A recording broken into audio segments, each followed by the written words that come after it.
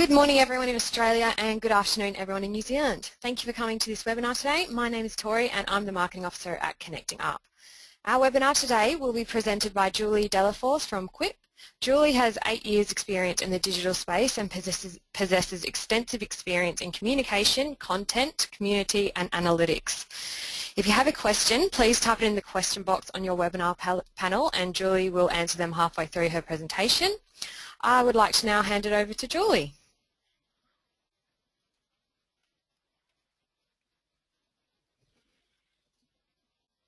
Signing in. Thanks for signing up everyone for today and signing in. Okay, we will get started on today's workshop, which is planning and creating content for Facebook.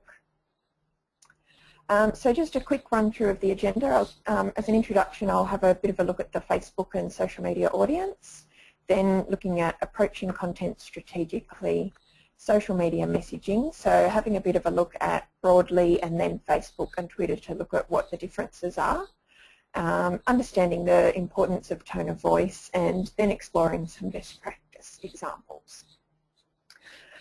So for me, social media and Facebook in particular, more so than some of the other channels, just due to the nature of the audience there, is about discussion and dialogue, which we've all heard a million times over. It's a conversation, not a broadcast. And I think it's really important to always put the audience first, especially on social media channels.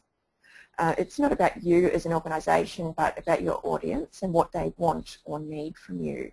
And it's really vital in Facebook to get it right, as we're talking about seeing declining reach and a lot more clutter in the space, a lot more to get your message through to the audience that you want to see it. I'll probably reference this point over and over again. I'm sorry to harp on about it, but it's actually really, really important, especially for Facebook again. People relate to people, not brands and organisations.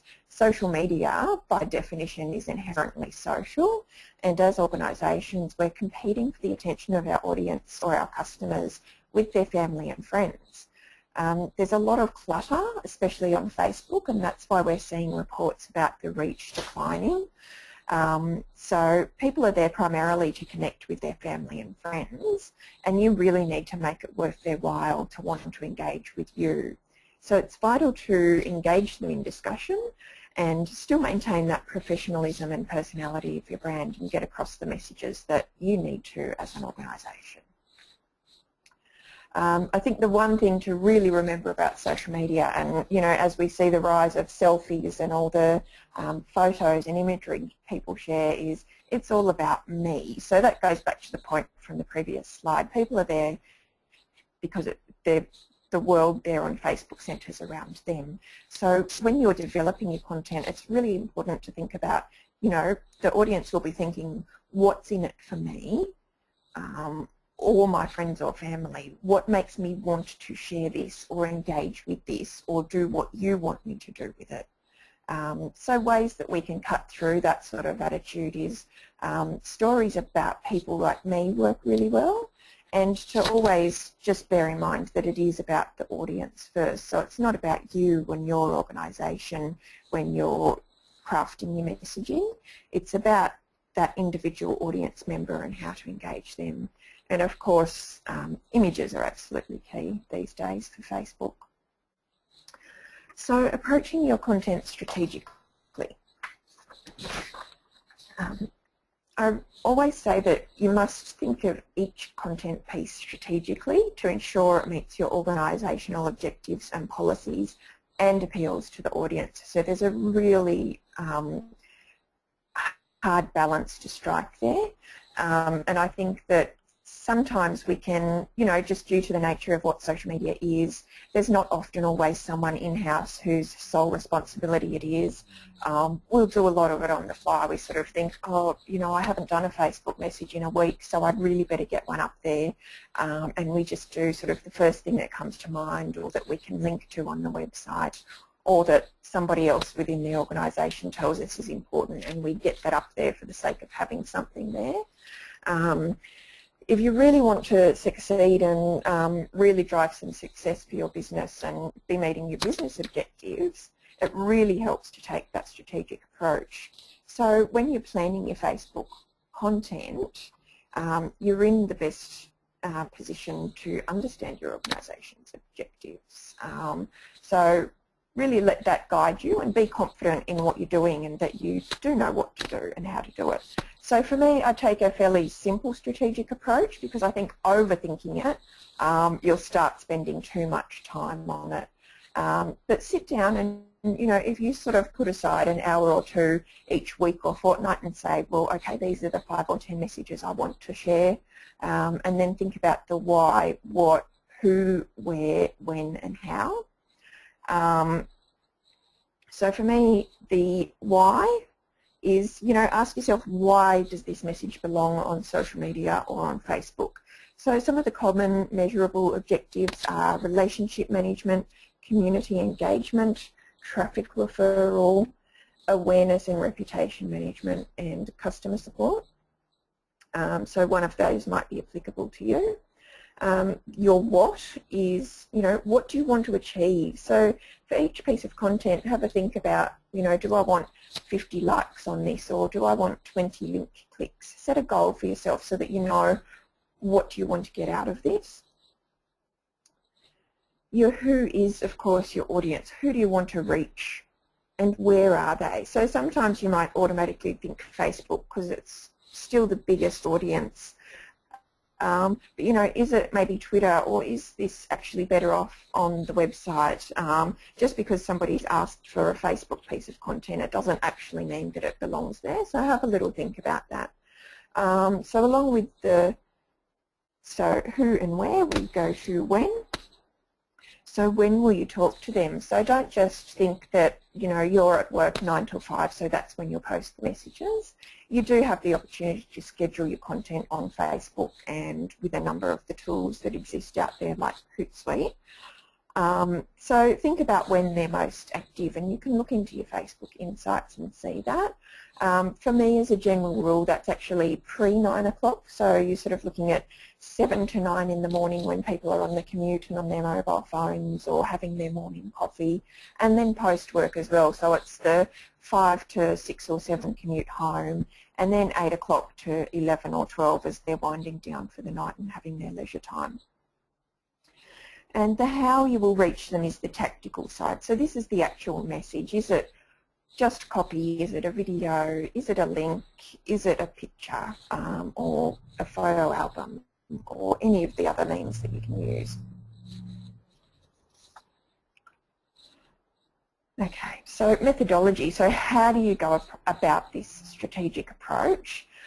So for me, before I got into the habit of asking myself these questions before I sat down and planned my content, I created myself a little template or form just to help guide me, and then that created the habit. So often you'll have, you might need to create a lot of content yourself, but you'll also have stakeholders within your organisation that want their messages shared as well. So with this form, it helps you to both guide yourself in that content creation. It also helps you to ask the right questions of their stakeholders. So the key things you might want to ask yourself or your stakeholders are, what's your objective? Who's your audience? What are the key messages and key words? So having those key messages and keywords I find really helpful in terms of crafting a really short, succinct message, which we know, we've been told over and over that 100 characters or less is actually ideal and what works best on Facebook. So nutting it down to what's absolutely essential really helps you craft that message.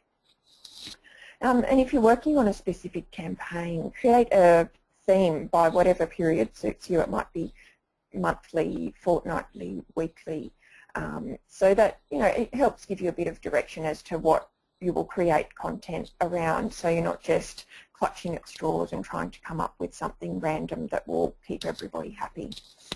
And bring your campaign messages into those schedules or themes that you create. And again, that key point is keep the audience in mind. So we don't all have the luxury of having a really well-defined set of personas that a big advertising agency has created. But you know your audience best, you know who you're working with. Your online audience will very much be reflective of your offline audience and the people that you're dealing with day to day as your organisation. So keep them in mind. I find it's a really good thing to just keep no more than a page. It can be a quarter of a page to half a page at best. Just key points as a frame of reference as to who your audience is. It can be simple things like their age, what their musical interests are, what movies they like. Just, yeah, key things that you would think about to define who a person and therefore your larger audience might be. So moving on to tone and messaging, I'll just go through some of the basics overall and then looking at, so this webinar is about Facebook, but I just thought I'd reference Twitter as well because it just shows that even though it's all social media, we do need to think of them as slightly different audiences. Okay, so just the basics. So your do's for your Facebook content are to be conversational and yet maintain that professionalism. So you don't want to relax your language too much, but you need to talk to your audience in a way they can relate to you. Be really careful around your spelling and grammar. Unfortunately, if you do make an error on social media, there is always someone that will pick you up on it. It's not the end of the world, but we do like to maintain that professional manner as much as we can, and that's just one little thing we can do. Imagine you're dealing with the audience member or customer face-to-face or on the phone. It really helps you to guide the conversational tone. And you can read your messages out loud as well. You might sound a little silly sitting there at your office talking to yourself, but it really helps you to see if you're hitting that conversational note properly. And always keep those elements that we've talked about so far. So it's the audience, the strategy and objectives top of mind, and just ask yourself if you're actually meeting those as you write each piece of content. It sounds like a little bit of a long-winded process, but as I said earlier, I developed that form, and once I was in the habit of it, it was just the way that I thought about the content when I approached it each time. So you don't compromising your objectives for likes. So don't share a picture of a cute cat if there's no relevance to your brand. So don't communicate as you would with friends. It's really critical to remember that conversational doesn't mean casual, and you are representing an organisation. Don't overuse punctuation or overuse emoticons. Now, those last two sort of, it depends on your own tone of voice that you have for your brand. Sometimes it may be appropriate. Most of the time it's a little jarring for the audience to see that. So if we look now at Facebook in particular, so the facts, Facebook is mass market and is home to about 2/3 of Australia's online population. I think the latest number is around 13 million Australians are on Facebook. So that's, you know, it's the demographic on Facebook represents the broad demographic of Australians. And the big hooks for people are photos. So of course we know that images really cut through some of the clutter on Facebook and are really engaging for people. And being in the know. So if you've got information to share that you can share first on Facebook or keep people in the loop on what's happening with your organisation, they really value that, and they feel like you're embracing them into your own community as an organisation, not just that online community you're creating. And think about what users want. So on Facebook, that's information. So that'll be information about your latest updates, but also stats and facts and trivia that's interesting to them. Utility, so something that's useful to them. And of course anything that's interesting and entertaining always goes over well on Facebook. Just a couple of stats there. So there's a large audience of mums, which we know on Facebook. Mums are actually one of the most active and targeted audiences online. But there's also, you know, equally large numbers of business people. So as I was saying earlier, it is mass market and everybody's there. A lot of people might tell you they're sort of the people with the deeper pockets and business folks are not there. They are. They don't necessarily use it in a business capacity, but they are an audience there. Mums and students are your most active and engaged audience on Facebook.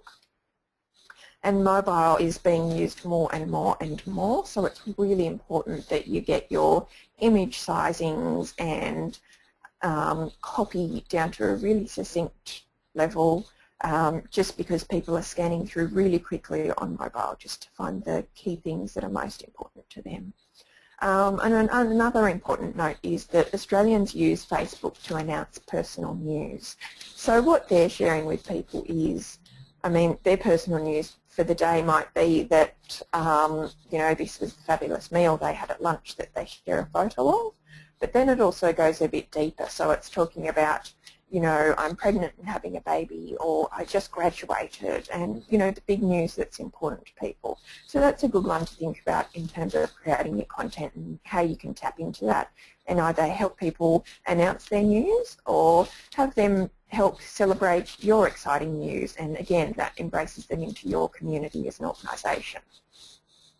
So in terms of messaging, it's that dreaded Facebook algorithm that we keep hearing about all the time.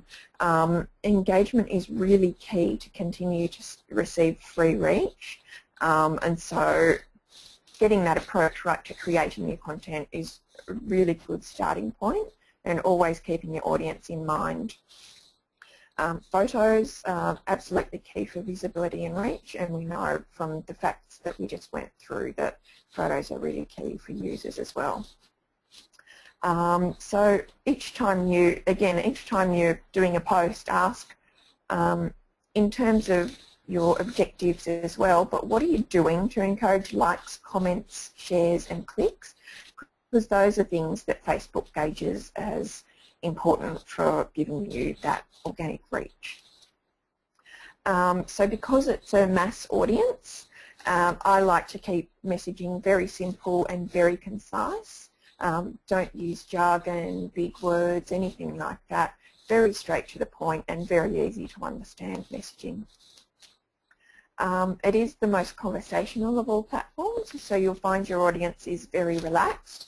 That doesn't mean you have to be as relaxed as them, but it means in terms of your community guidelines or your moderation approach, you might need to relax that a bit, because we are Australians. There is going to be swearing and sarcasm and all sorts of things that you're going to have to deal with. So again, mobile use more and more. Definitely remember to make it mobile and tablet friendly. Never forget that that's in addition to using their desktops and laptops, people are using mobile and tablet equally as much. Call out your calls to action and make it really easy to interact. So this is not to say that you want to say like this picture every time, but if you do want somebody to click on a link, make it really obvious and make that the heart of the message. So don't mix messages and put in a conversational piece that you want people to respond to along with a link. You might post the link first with a quick bit of copy and then follow up with a question a couple of hours later, so that you're answering a question the focus of one post, clicking on the link the focus of the other post. Then we looked at Twitter. So this is just to sort of highlight how different the audiences can be. So we've got a much smaller audiences on Twitter, probably around 2 million active Australians. It might be a bit more than that now. And rather than just mass market, we see people are tech savvy, a bit more affluent, a lot of small businesses and business people and not-for-profits active on Twitter. Primary uses that Twitter is driving themselves and that seem to be very active in the space are, of course, celebrities, sport and entertainment, so your TV shows, movies, that sort of thing.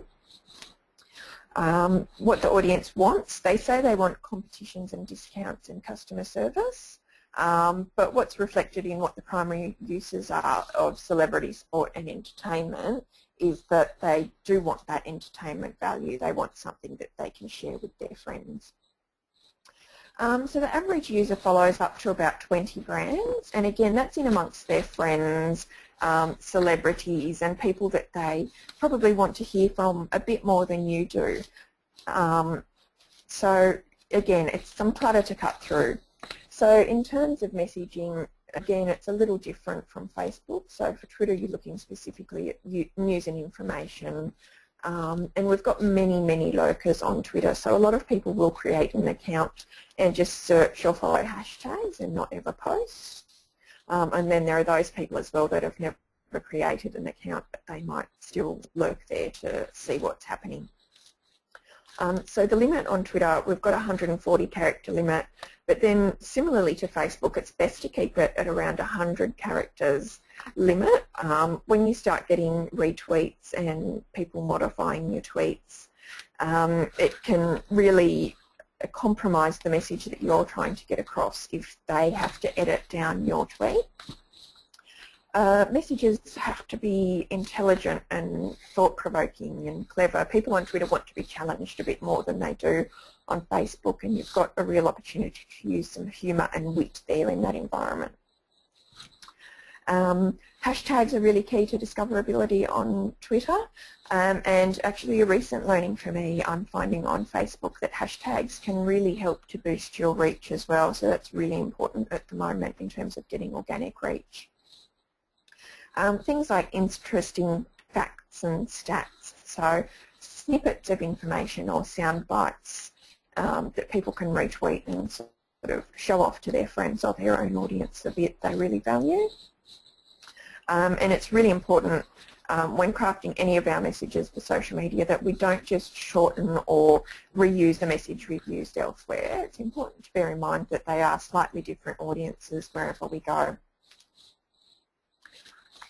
So I'll move on to tone of voice. For me, it's actually, again, so you might not have a big agency who's documented your personas or your tone of voice, but it's something that you can develop yourself and spend a little time on, and really helps you to have a consistent approach to the content you're creating, which helps the audience to engage with you more because they understand where you're coming from and it's consistent for them. So it's really critical that you do document something, and again that reminder to put the audience first and keep any document you create quite simple. It doesn't really need to go over the top and be a 50-page document by any means. So in terms of doing that, remember that crafting a message is one thing, but you also need to ensure that it's representing your organisation and your organisation's objective. So then the next point is that, of course, we're trying to achieve our organisation's objectives, but we need to bear that audience in mind again. So the right tone of voice for the audience when you're talking about your organisation and sharing your own information will actually elicit the response you want from your audience. So follow your tone of voice guidelines each time that you're composing a message until it's second nature. So similarly to that form or template I was talking about developing earlier. And again, in terms of tone of voice, so my tip is, and I said it a little earlier, is read your messages out loud, or test them out on a friend or a colleague, and you'll really learn that way if they sound in conversational or not. I've got a couple of good examples here, so I'll give you just a little while to read through those. So this first one is, of course, from a pet website, and this is a very basic one-page document that you could stick up on your corkboard or your the wall of your office to guide you each time you're writing your posts, so that you stick to the same consistent tone of voice. You can see they've got some keywords down the side, so that would be fairly easy for you to define because you're the one embedded in your organisation and you know how they talk as an organisation, whether it's on the website or press releases or other professional communications. So we can just convert that sort of thing into social media language.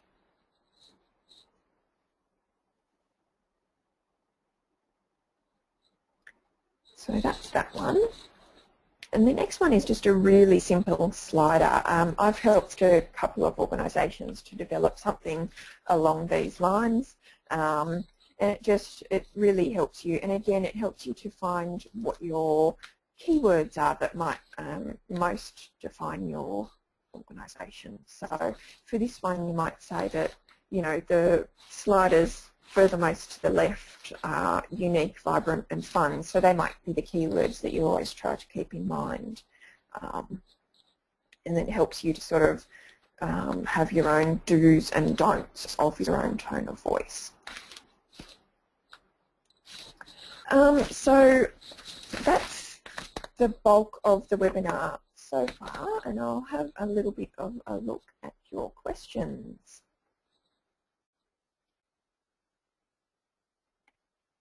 Easy. We've got a few questions here. The first one is from Luke. He said, how should we approach paid promotion of posts? Any success stories? And how do we avoid being the unwanted post with tens to thousands of negative comments? Yeah, that is a tricky one. I think, as I said earlier, like you guys are the ones within your organisations that will best know your audience. In terms of getting a negative backlash, it's probably a lot of the points that I've said so far. So really make sure that you've got your audience in mind when you're crafting the messages. Of course, when you do go with paid, you're opening up to a broader audience, which you want to do to sort of grow the page and get the engagement that you're after.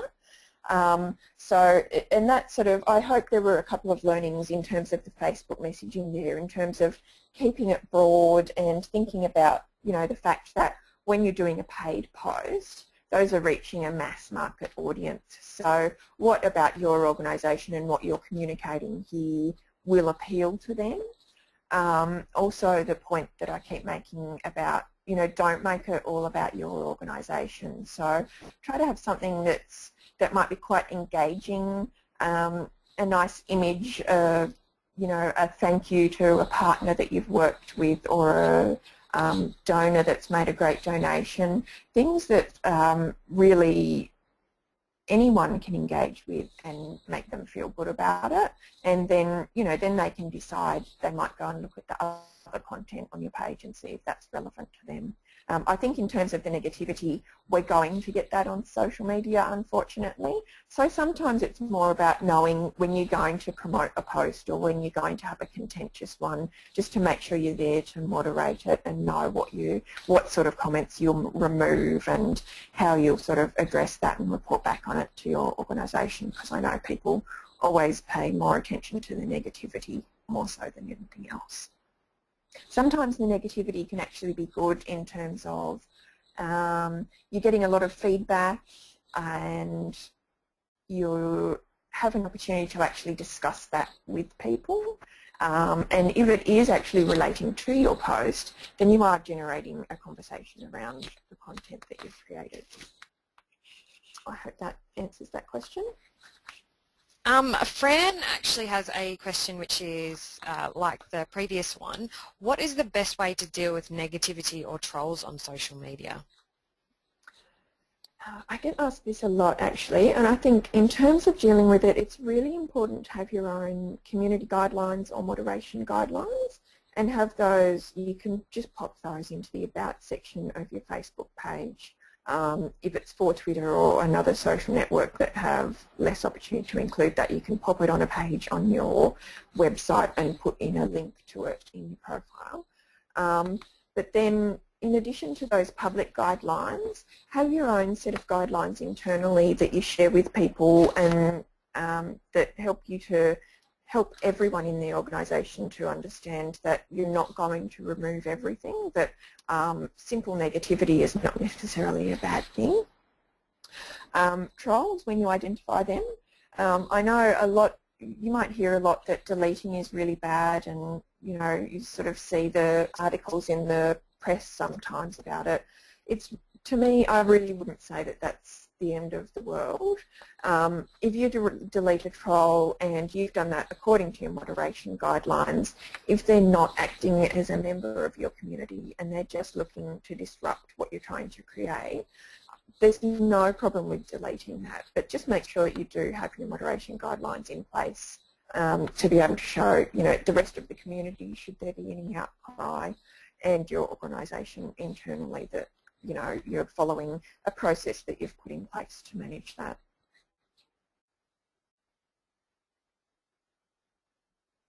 Okay, Alyssa has a question. What are some things I need to do to make my page and post mobile friendly? Yep, so I don't have the link handy, but if you do a quick search on Google, there are a couple of guides to making sure that your image sizes are the right specs. So if you get them in a certain ratio, they will look really nice no matter what screen you've got them on, and that's really important. And the other thing I was saying was just keeping your messages really short. So if you can try and keep them around that 90 to 100 character mark, it helps people to use that scanning practice that they're in online, but even more so on Facebook in that cluttered newsfeed, to see something very quickly and see if that's relevant to them or not. Donna doesn't actually use Twitter. Could you explain how hashtag...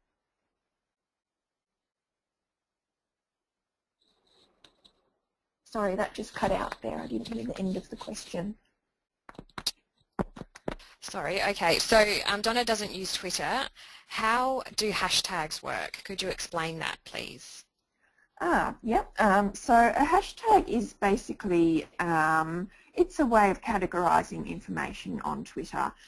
So when you put that hash or pound symbol at the beginning of a word or a short phrase, other people can then click on that to see other tweets and content that is using that phrase.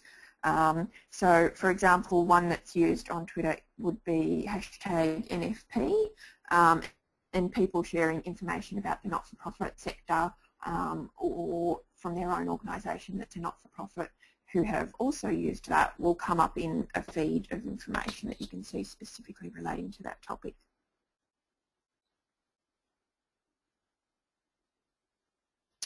Luke asks, what examples do you have of companies that use Facebook well? Well, I'm actually going to do a couple of best practice examples after, so I might leave that question and that'll be answered with a few slides that'll come up in a little while. Yeah, that's fine. Danielle asks, can you talk more about the why of strategic thinking? The why. Okay, let me find that slide again. We'll go back to that one.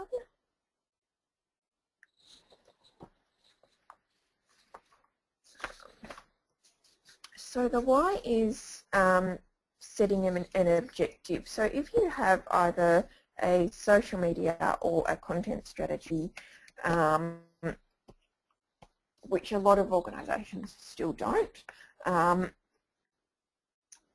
you'll have an idea of what your why is. So this is your objective. So it might be broadly relating to your social media endeavours or your content, or it might be specifically relating to this, piece of content or series of content you're crafting at the moment that you're thinking about. So some of the things I mentioned earlier were the common measurable objectives. So those are things like relationship management. So that's actually pretty critical for not-for-profits in terms of your donors and members of your organisation. Community engagement, so that's on, again, a lot of not-for-profits and government organisations. Community engagement might be a key objective of your business, let alone your marketing and other objectives. So that can be one where, you're tasked with just, being engaging on Facebook and sharing content that helps the community to engage with your messages. Traffic referral. So that's getting people to click links and go through to your website. You'll find, I think, especially with fundraising, so fundraising might be your marketing objective or a broader organisational objective, but broadly, unless you're doing a specific campaign on social media, you won't be driving a lot of fundraising. So it might be more about getting people to click on links to drive them to a website page where they can donate, or making sure that they're aware of how they can donate to your organisation and the opportunities to do so. Awareness and reputation management. So awareness is, a common marketing objective. So it's just making people aware of your brand and what you do and your importance to the community. Reputation management. So that's more your PR, media relations. Looking at, do you need to monitor for risk and manage that, and is there a way that you can use social media to do that? That's often via listening tools and reporting. And customer support. So that one we'll find often rears its head in social media because that's where our audience are. They're the customers of the organisation. So you might just have questions to answer to help them out. So those are some of the key objectives, and for me that's the why. You can also include in there things like, how many likes, shares, comments do you want to get broadly on each piece of content, or what do you broadly want to achieve with your social media. I hope that's helped and answered. Hey Julie, I'll just ask a couple more questions and then I'll let you move on. Yep. From Belinda, how can we encourage people to interact, comment, engage? We have tried a few things, but our audience seems a little shy. It's a really tough one, and the thing is with that is to keep testing and learning. So don't get down about that, and keep going, keep testing and learning and trying different things. Don't get stuck in continuing to do the same things over and over. And I find a good way to get some new and different ideas is to really research the space and monitor other pages similar to yours, or maybe even just completely best practice in the industry, and see what they're doing. So your research will also always help you, to do better, because it'll show you what's working for other organisations and how they're doing it well, and just stick with testing and learning, and you will find that sweet spot. Sometimes it can be a bit disheartening, but hopefully with some of the tips that I've given today as well, with being able to think strategically and apply some of those sorts of things, it will help you to be able to craft some better content and really engage with the audience more. Okay, and this is the last question for now. Is it true that if you use a link to a website in a Facebook message that it reduces the audience reach? What's the best way to include a link and take advantage of the free audience reach? Yep, so yeah, there's always a lot of rumours about what does and doesn't work in terms of Facebook reach. And there was a bit of talk a few months ago that if you shared a link taking people outside Facebook, Facebook didn't like that. I'd have to say in my experience that's completely untrue. And in the last, I can't remember when Facebook updated it, but it was probably 6 months or so. But they've gone a long way to making links a lot more attractive. So you'll notice now when you see them yourself in your own news feed when you're on Facebook that there is a nice image there. So with links, I say definitely leave the preview there, and definitely also, like, some links will be very long, so use a link shortener if you can, but leave the link in the copy too. It's really important because sometimes the link previews aren't clickable on mobile, so that's a really important one to remember. Now with the preview as well, you can actually add an image yourself. You don't have to go with the image from a website that you're linking to if it's a bit daggy and you don't think that's going to be engaging. So we already know images are really important on Facebook. So you can edit that, and you can also edit the title and the description on each link preview as well. So you have the opportunity to fully customise that content. Don't fall into the trap of turning it into something completely irrelevant to what people are clicking through to, but you can customise that and really make the message more attractive to that audience. So those are my best tips in terms of links.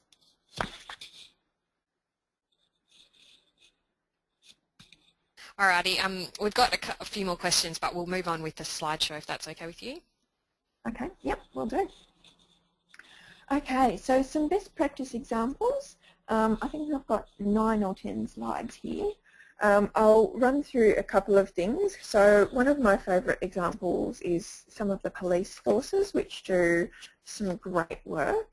And I just always think, you know, look, if the police force can do social media well, with all the risks that they would take on in terms of legal ramifications in posting content, and in terms of some of the humour that they use and all that sort of thing, I think anyone can do this well. I then have a couple of examples from CSIRO and Reach Out. So these are sort of 3 of my favourite organisations that do Facebook in particular really well, but social media broadly, and that I think are sort of relevant to a lot of not-for-profit organisations as well. So starting out with New South Wales Police, we can see that this is a Facebook update. It's one of the Blue Mountains local area commands. It's a lost property update. To me, that doesn't seem like the most exciting thing, but the lesson in this is that it's tapping into the human need to do good. So people can share this update and help someone to find a phone that they've lost. And it's something that, you know, the police forces, all of the area commands do over and over again, and it's definitely something that you guys have an opportunity to do as well. I think it's a basic human need or desire to want to help other people in our community or to help out organisations and people that we care about or identify with. If people can do that by clicking a share button on Facebook, it helps them to feel fantastic about themselves, but it's not something that, you know, they have to go out and volunteer or they have to really invest time and effort into. So really have a think about that, you know, tap into that basic human psychology. The next one is just a nice album of photos of, again, from the Blue Mountains Local Area Command. Just some photos of them out at a local community event. They're sort of showcasing the police force and their different vehicles and what they do. So to me, the lesson in this is, you know, show you're part of the community.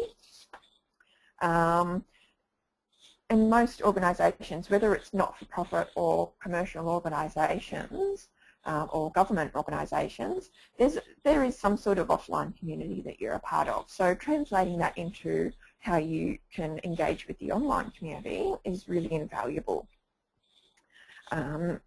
So there's a second lesson on this one, which is that Facebook albums work really well for your engagement.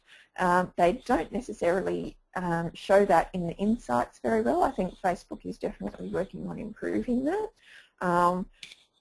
But you've got a lot of opportunity for people to engage with different content. So you might upload 4 or 5 or up to 15 or 20 photos, and people are going to be clicking through and viewing each one of those. Facebook counts those interactions and they will up the reach if you're sort of immediately getting a bit of click-through on those. And then if you think about that, if you've got, say, 10 images, you've got 10 opportunities for people to like, comment or share as well. So it creates more opportunity to engage, and they can work really well. So my next one is, this is actually from Twitter, and this one's Queensland Police, who I just think do a great job, and if you check them out on Twitter and Facebook, I don't think you'll be disappointed. But the lesson here is to mix it up. So if you have a look from the stream from top to bottom, this is actually all tweets within one day from QPS. So if we go top to bottom, we've got Will Axel sink or swim, which is, you know, a light-hearted post about a police dog, and they're also, you know, they're telling the story of something that people are going to want to tap into. And then you've got an informative update, which is very serious. It's about a traffic fatality. And then another rather serious one about an arson attack. And then we switch again to something a bit more light-hearted. We've got a post about the state of origin. Can you help us, New South Wales Police? What is 5+4? Asking for a friend origin. So that's using a lot of sort of techniques to really find engagement on Twitter, is tagging another organisation or person to engage with them, and also using the appropriate hashtags. And then again we have another serious one, which is about an escaped prisoner. So it really shows that, and what I was saying earlier, if a police service can do this, then we all can. You know, we can share the serious updates and the information that we want to from our organisation, and it doesn't stop us from mixing in some really light-hearted, some humorous, some fun stuff that's almost purely for the audience to engage with and relate back to your organisation, so that you're getting that reach on the more serious things. Okay, my next one is Queensland Police again. They really get talked about quite a lot for the sense of humour that they employed, and they just have some really clever and witty posts. So the one up the top left there, we can see what's hard about riding a horse, the ground, horse loose, Deegan deviation heading towards Sandgate, name or lame jokes, Brisbane traffic hashtag. So they're talking about a traffic delay which nobody likes, everybody gets angry and upset about. They're using the Brisbane traffic hashtag, but they're taking a really light-hearted approach to it. It is a bit silly that a horse has caused a traffic incident. And we can see another one there that's another one relating to horses, and they're talking about stabilising the situation, making a terrible pun, but it makes the bad news go over a bit well because there's peak hour traffic. So moving on to CSIRO, who again do a really great job in social media. I find their Facebook content is really engaging. They find ways to use images, as we see here. So my key lesson on this one is plan to be flexible and topical. So this one again is relating to state of origin, and it's, you know, so doing a timely post, knowing what events are current and what your audience is talking about. But they've of course taken the CSIRO approach. So it's not, if they just posted, you know, go Blues or go Queensland, it'd be off topic for them and people couldn't relate to that. But they've found a way here to have a macro image of a cockroach's head and talk about a sort of a quick snippet of information about cockroaches that people can share. It's humorous, it's informative, and it's timely, so it really hits the spot with the audience. And you can see there that they got 180 likes and 37 shares, and that was when that was very current. You know, I mean, they could have done a post like if you're a cockroach, but it wouldn't have, even if it had gotten likes, it's not engaging the audience in what you want them to associate with your brand. Another one from CSIRO. I really like this post. It's very cute. It's, you know, Holy Birthday Batman. So they're doing a 75th anniversary post for Batman. And the lesson on this one is to create content specifically for social media.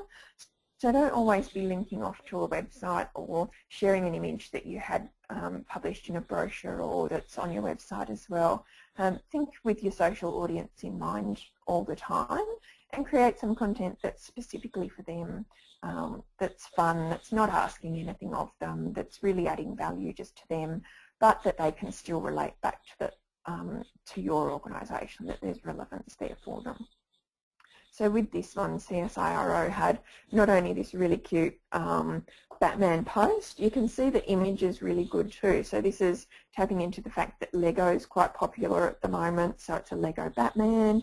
It's got the little birthday ribbon on it, so they've created that image specifically for this.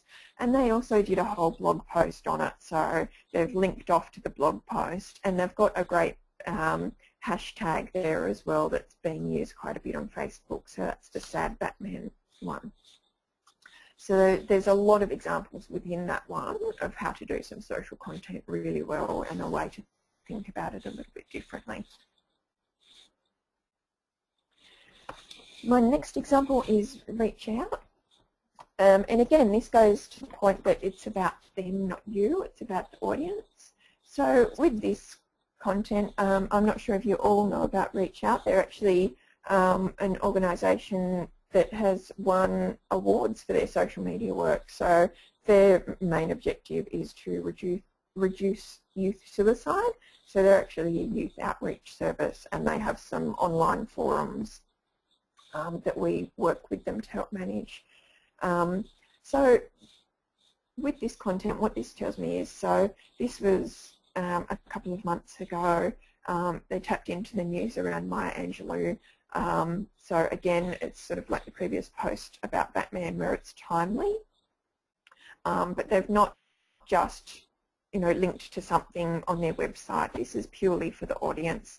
This is helping people feel better about themselves, which is the tone of all the reach out content. It's generally very light-hearted and very shareable. So they're saying, rest in peace, Maya Angelou, and sharing a really nice quote that she said. So people can share that. Quotes go really well on Facebook, and of course this is an image too, and tapping into some timely news. So it hits a couple of things on the head to make that really shareable content. Another example from Reach Out is, so as I mentioned, they're a youth crisis service trying to reduce youth suicide. So they've got a pretty serious message, but that doesn't mean all their content needs to be serious. Most of their content on Facebook is very, very light-hearted. So this is something, we're talking about social anxiety here with this Facebook post. And it's, but it doesn't take it really seriously and say, going outside is really scary, because that would probably engender further fear.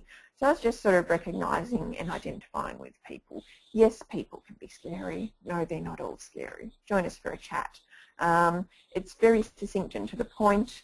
It's linking off to the website for the more serious side of it. The image as well is from that 70s show, so it's tapping into something that has a bit of cult favourite status and that the audience will like and enjoy.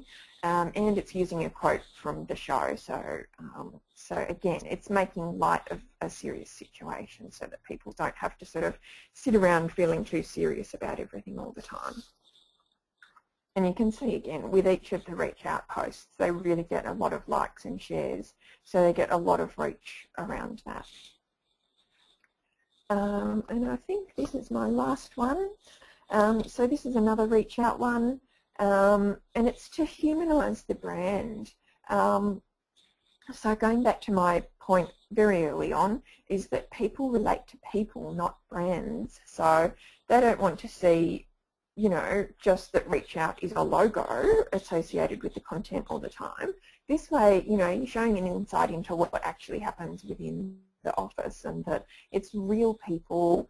They're just like you. They're probably people around the same age that the young reach out youth audience can relate to, and they're having a bit of a fun in the office with a banana phone. So they're just being a bit silly. They're real people, but this shows an insight into the people that you're dealing with every day that are doing the Facebook content or running the reach out website. And that is that. So I can take a few more questions if there's any more. Thanks, Julie. There are a few more. The first one's from Heidi. What do you do to plan your posts that are reacting to the latest news? Yes, so with that one, I think, so it's really important to schedule and plan your content in advance, but I think you do need to always maintain your flexibility. So you might have a couple of posts in a week that, something's date specific for a ribbon day or an event, and you know that you can't move those posts around.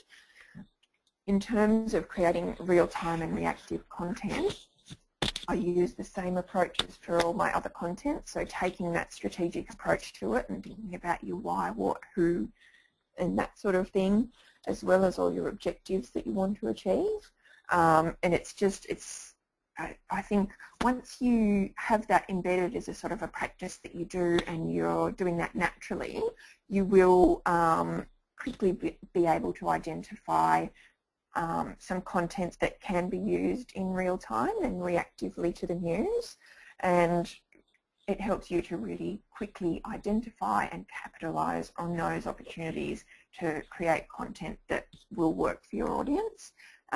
You might find that until you can sort of improve on some of the content that you're doing that's more planned out, that when you try those more on-the-fly opportunities, they don't work as well. When you find that you've really got the knack for hitting the sweet spot with your audience with the more planned content, you've got that strategic approach down, you'll find that planning that reactive content and doing the real-time reactions will work a lot better for you.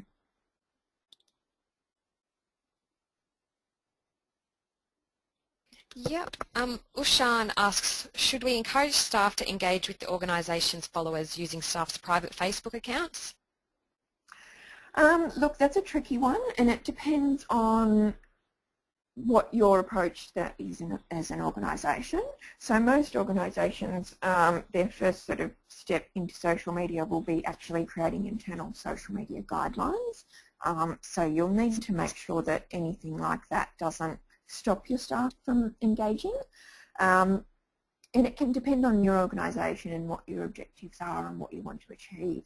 There's absolutely no problem with staff answering somebody's question or helping somebody out. But I think there's always a bit of a staff education process. You don't want them acting unprofessionally, which can sometimes unfortunately happen, and sort of rebuking a negative comment that you have a very planned response to. So there really is an important education element internally in terms of what staff can and should respond to. There's also that the alternate of social media to be as transparent as you can as an organisation. So as long as people are aware that staff are there and interacting, and that that response has come from a staff member, that they're not being overly positive and saying, so if you're sort of in crisis mode and everybody's negative and saying awful things about the organisation, you don't want staff jumping in and just saying, oh, but Quip's a great organisation, we love them, and and then somebody finds out that's a staff member. So yeah, as long as you draw the line and your staff understand what they can and can't do, and that your organisation is supportive of that, there's a couple of different approaches you can take. Great. Julia, Renata and Brett have similar questions. What would you suggest as a reasonable number of posts per day? How often should we post to be effective? And what's the best time of day to post on Facebook and Twitter? That's another tricky question because, again, it does depend on your audience. I find with a smaller audience, so I would say sort of up to around 5,000 people, I certainly wouldn't post more than about 5 times a week on Facebook. Twitter, we know that news sort of flies by the screen really fast on Twitter, so you can sort of do something every couple of hours. And with both Facebook and Twitter, it does all depend on the relevance and the timeliness of it as well. So whilst I say with a smaller audience you might do 5 posts a week, if you've got 10 really important things to say that your audience is really going to like hearing about, then there's no reason that you wouldn't bump up the amount of content in that particular week. So I work on a couple of pages that do 2 posts every day, so that's 7 times 2, so 14 posts in a week.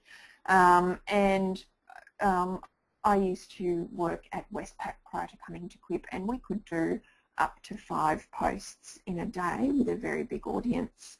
Like I was saying earlier, in terms of Facebook, it's very mass market. And with an organisation like Westpac, we had a lot of different audiences within our customer base. So we might be talking about a business offering, we might be talking about iPad apps and various different things. So you could sort of post 3 to 5 in a day.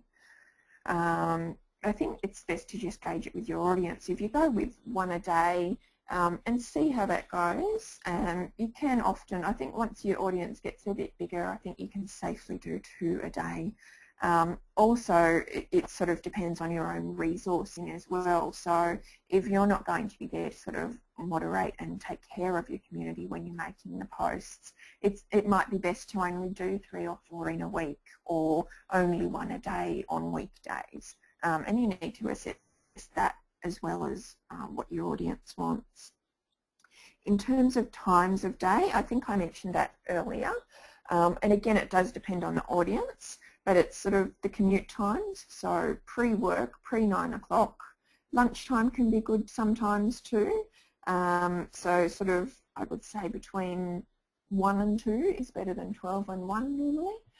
And then after work. So, and I would find, like, if you were going to post at one time of day at all, I would say a lunchtime one is good, so around a 1 o'clock post, and then you're normally around 2, so you can moderate, so you don't have to worry too much about your resourcing there.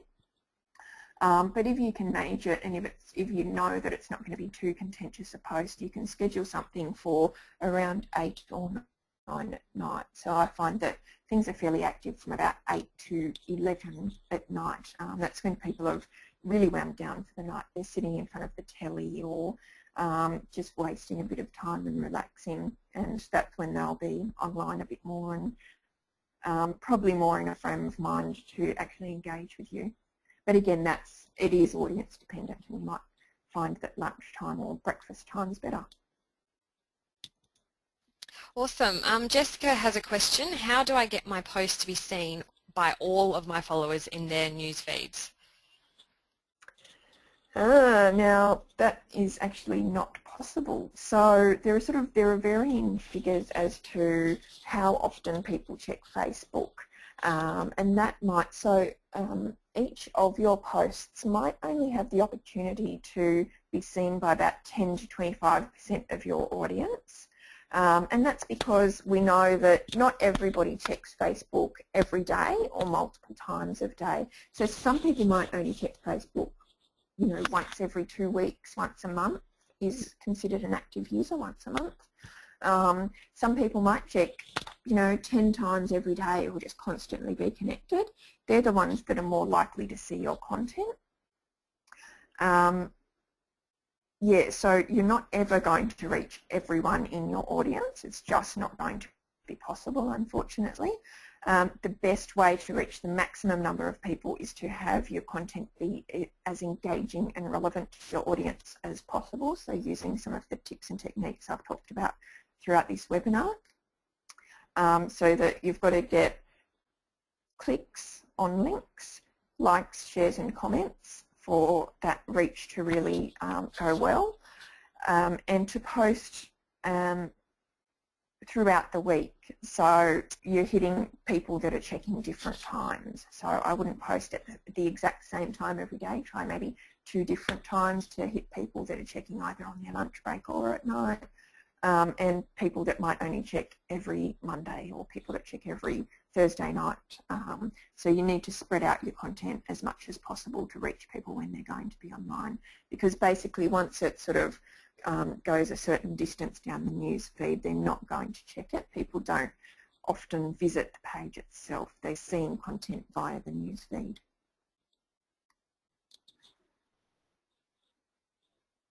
Susan has a question. Is there figures available on public engagement between Twitter and Facebook?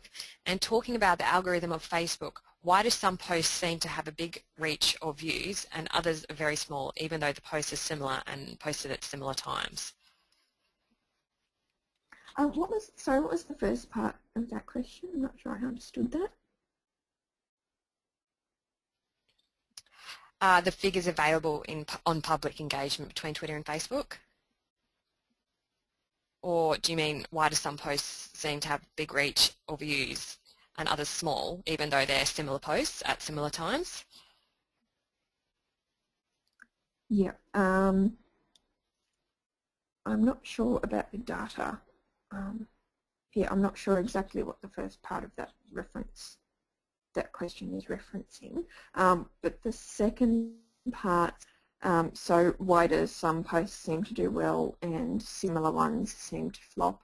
Sometimes it can just be about, so it might be a similar time of day, but so like I was just saying, you know, there are going to be different people on at that same time each day of the week, in a different mood, in a different frame of mind. There's no 100% method of getting the best engagement organically, unfortunately. We can only do our best. So unfortunately, some posts won't do as well as others.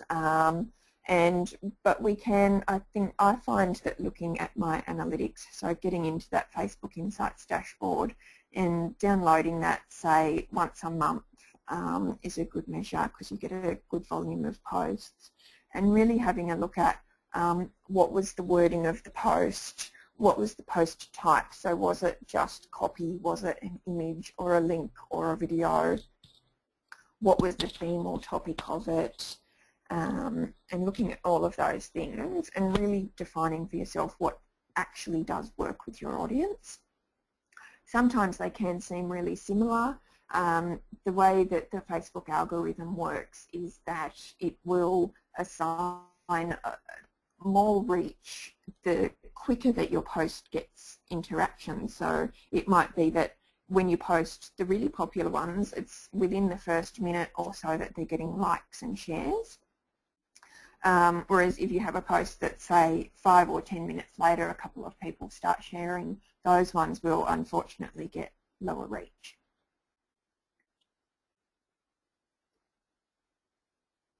Nigel asks, are you able to give a couple of bad examples of posts, of Facebook posts? Oh, I don't have any to hand. I don't, yeah, as a rule, I try not to focus on the negatives, but a couple of things I can point out to steer clear of are things like, so we always say, and you know, it's sort of been said for a long time, that images are really important on Facebook, but bad images are not good. So if it's a really amateur-looking image that it just looks a bit daggy to people, it won't resonate as well with the audience because they're used to seeing some very slick and well-produced content. So the way that you can get around that is you can, there is a, if you go to search.creativecommons.org, if you don't have your own stock photo license, you can get a lot of free imagery there to use. It's Creative Commons licensed and just needs attribution. So you can download some great images. So that's one pitfall. The other ones for me in terms of really bad examples are things where it's just completely irrelevant. So it might sometimes they'll fall really flat. Sometimes they'll get great engagement. I mean, and those are the examples like, you know, like if you like fluffy puppies and it has a really cute picture so everybody likes and shares it. But so for example, if that had been Clip sharing that, so that's my organisation, that would just, you know, there's no relevance to puppies with that audience. So the engagement's great and we could report that we got great engagement on that, but it's not doing anything to create that link between the organisation and the audience. So that relevance is always really key. So that's a couple of things without trashing anyone in particular. I hope that helps.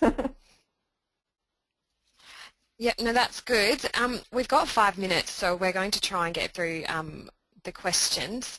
What's the ideal dollar amount to put on a sponsored post in different instances? And Annie asks that question. Again, it's really hard to say. If you look at, so what I try to do is compare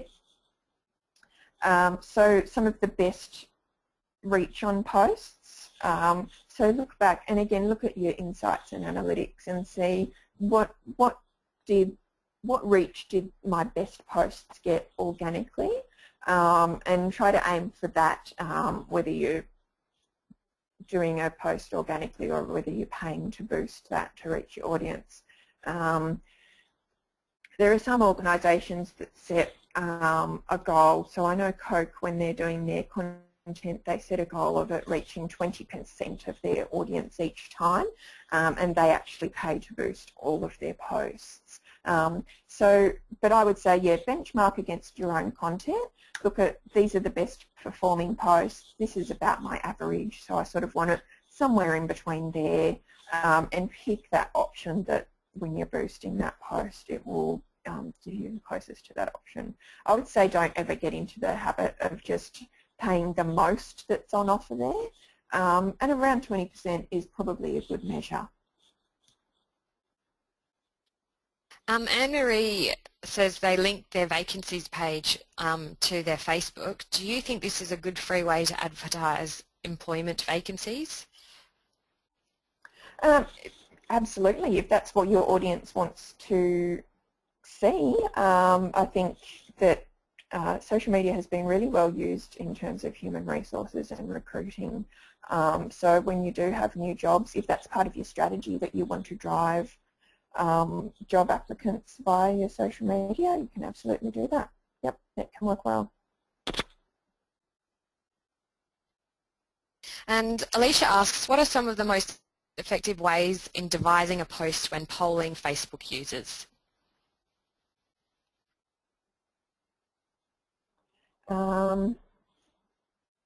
Okay, so you're sort of talking about doing a poll or a survey question, because we don't have the questions app anymore. A/B images can work really well. So if you just have a split image and you have, this is image A and this is image B, so it might be an image of an aeroplane and an image of a cruise ship, and you ask which holiday would you prefer. I'm not sure that example is relevant to anyone, but it's just what popped into my mind. Then people can very simply answer A or B. That one generally tends to work only for up to about 3 options.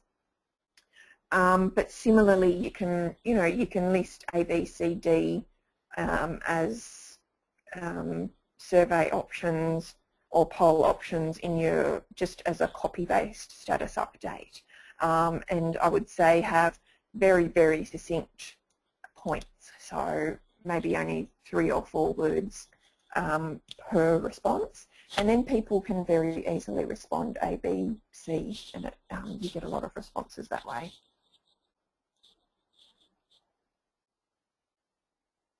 Paul asks, for an NFP, should we be using a Facebook page or profile? Definitely a page. Always use a page where you can.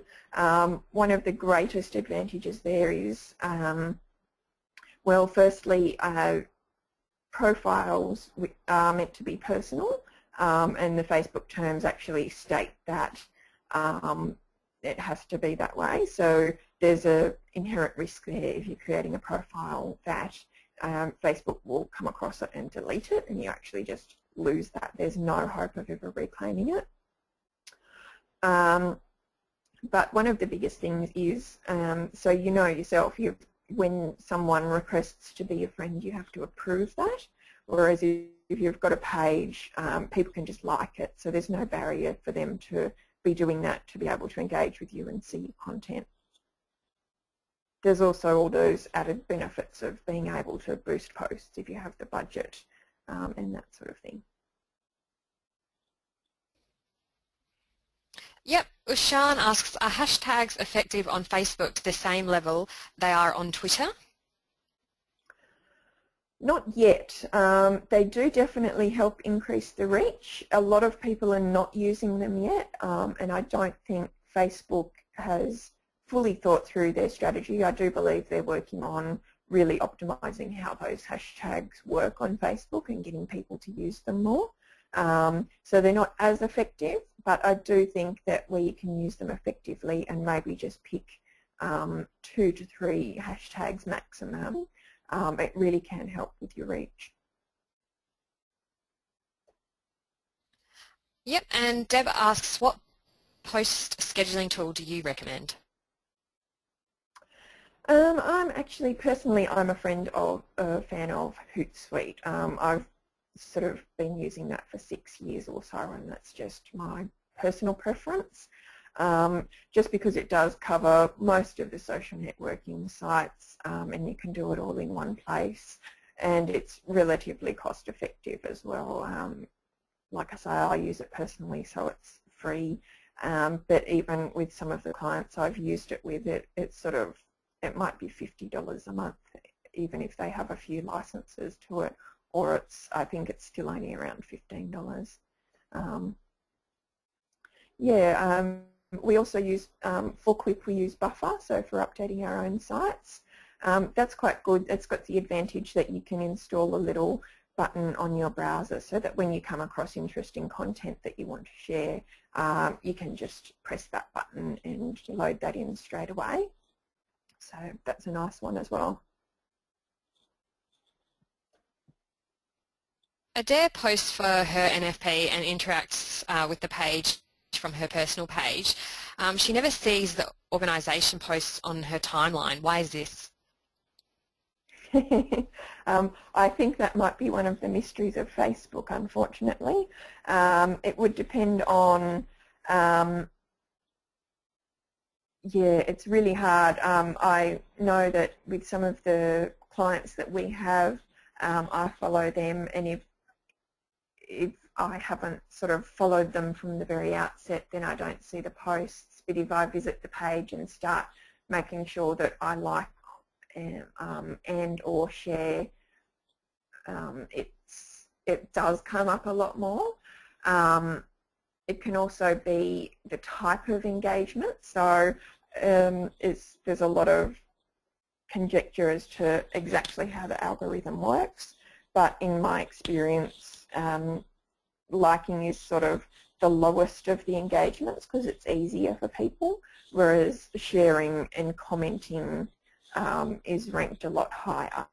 And you also need to be clicking on links and viewing photos and pretty much interacting with the whole gamut of content with all of the actions that you can partake of.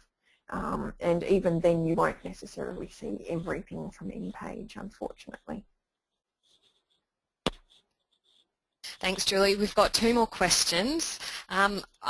Susan is wondering if people engage with Twitter like they do with Facebook and if there are any stats for that. I'm not sure about stats for that. There must be something out there. I don't have anything to hand right now. But it's definitely different to Facebook.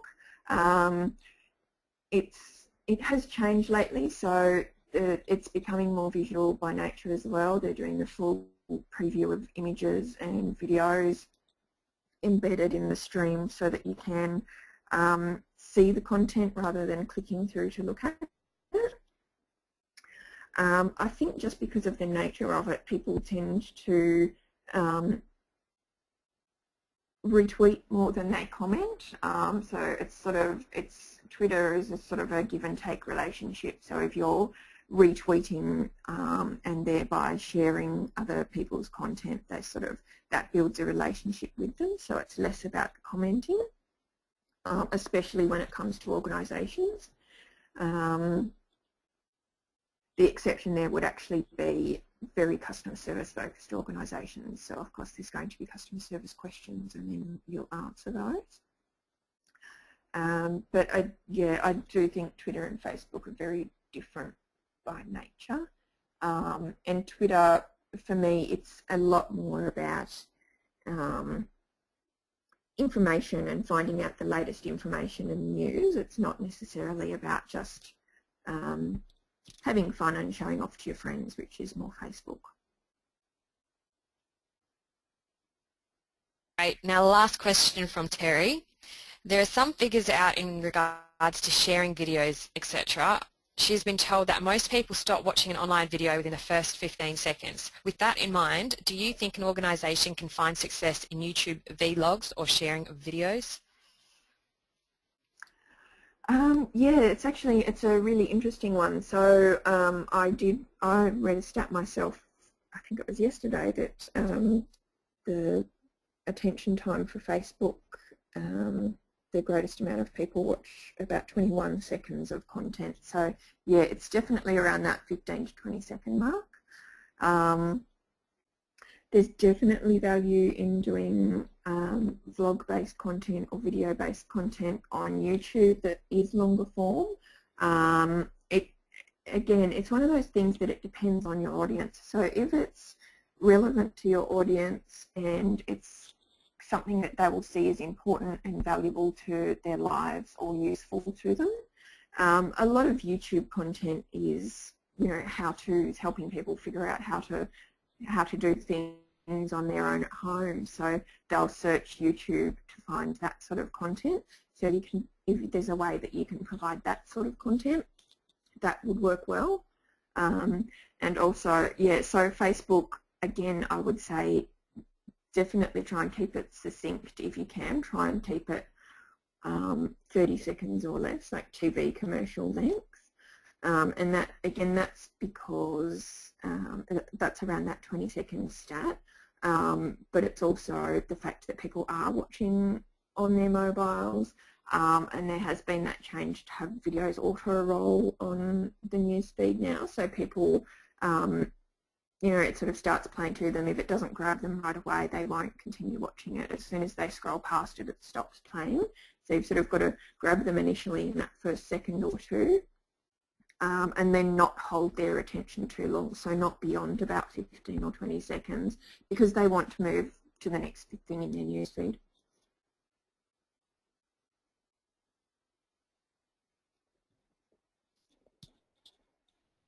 Great, thanks Julie. That's all the questions for now. If anyone has any further questions, feel free to email Julie on the email she supplied on the last slide. Again, thank you Julie, and thank you everyone for participating today. We will be sending out an email with the link to the recorded webinar, and we'll send out a copy of the slideshow to all attendees. And that's pretty much all. So thank you everyone, and have a good day. Thanks everyone.